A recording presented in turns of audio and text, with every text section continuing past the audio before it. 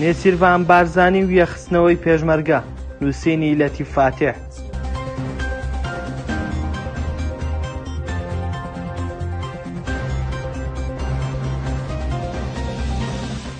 لە ڕاستیدا ئێمە ئێستا ڕاستە وەزارەتی پێشمەرگەمان هەیە، بەڵام شتێکمان نییە بە ناوی هێزی پێشمەرگەی کوردستان لە دەرەوەی حیزب. تەنانەت ئەم شێوازی دابەشبوونەی ئێستای هێزە چەکدارەکانی کوردستان لە دوای ڕاپەڕینەوە جگە لە ماوەی شەڕی ناوخۆ هیچ کاتێندا خراپ نەبوو. لە کوێی دنیا ڕووی داوایان ڕوودەدات کابرایەکی حیزبی بەبێ هیچ پلەیەکی سەربازی خۆی بکات بەناو هێزی چەکداردا و ئەفسەری باڵا سڵاوی سەربازی بۆ بکات لە کوردستان نەبێت.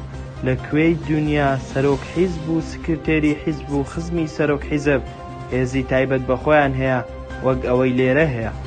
لێرە تەنانەت بە شانازیەوە دەوترێت هێزە تایبەتەکەی کاک فڵان و هێزە تایبەتەکەی کاک فیسار. ساڵی 1992 هەوڵێکە بوو بۆ ئەوەی هەموو هێزی پێشمەرگەیەک بخرێت.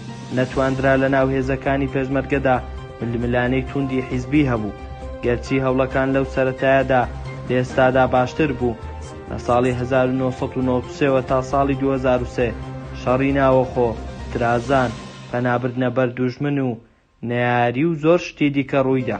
لەگەڵ ڕووخانی بەعزدا بیرۆکەی یەخستنەوەی پێشمەرگە هاتەوە گۆڕێ، بەڵام خەیاڵی میلیشیایی حیزبی و ململانەکانی نێوان پارتی و یەکێتی ڕێگری سەرەکی بوو. دوای هاتنی داعش جارێکی تر ئەم بابەتە خرایەوە بەرباز. ڕاهێنەرانی بیانی ئەمریکی، فەڕەنسی، نەرویجی، هۆڵندی، ئەڵمانی و کەنەدی جگە لە ڕاهێنان و مەشق و هاوکاری مادی هەوڵی زۆری یەخستنی پێشمەرگەیاندا هەوڵی بێئەنجام.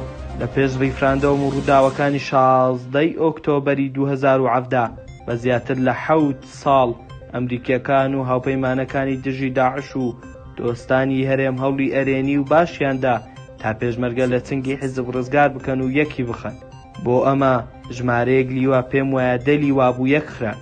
بەرەبەرە کار بۆ ئەوە کرا ململانەی حیزبی لە هێزی پێشمەرگە دوور بخرێتەوە. یەکەم لێکەوتی ڕیفراندۆم و 16 ئۆکتۆبەر هەڵوەشاردنەوەی لیوا هاوبەشەکان بوو. ئەمریکیەکان و دۆستەکانی کورد لە ماوەی ڕابردوودا زۆر هەوڵیان داوە لیواکان یەک بخەن، بەڵام نەیانتوانی. بۆیە بە ناچاری ئێستا پارتی و یەکێتی لیوا سەربازیەکانیان بە جیاجیا یەک دەخرێن، واتە لیواکانی پارتی بەجیا و لیواکانی یەکێتی بەجیا. کورت و کرمانج هیچ جۆرە یەخستنێکی گشتی نییە و چەکداری یەکێتی و پارتی جیان تەنانەت لە موسە و نەسریە و پلە و دامەزراندن و دروستکردنی چەکداری نوێژدا جیاوازن. سەرۆکی هەرێم زۆر باش دەزانێت پارتی و یەکەتی نایانەوێت ئەم هێزە چەکداریانە ڕێک بخرێت. زۆر باش دەزانێت حیزبەکەی خۆی بە قسەی ناکات و ئامادە نییە تەنانەت چەکداری ڕۆژ و ئەو چەکدارانەی هەڵوەشێنێتەوە کە بە هیچ جۆرێک سەر بە پێشمەرگەی هەرێمی کوردستان نین.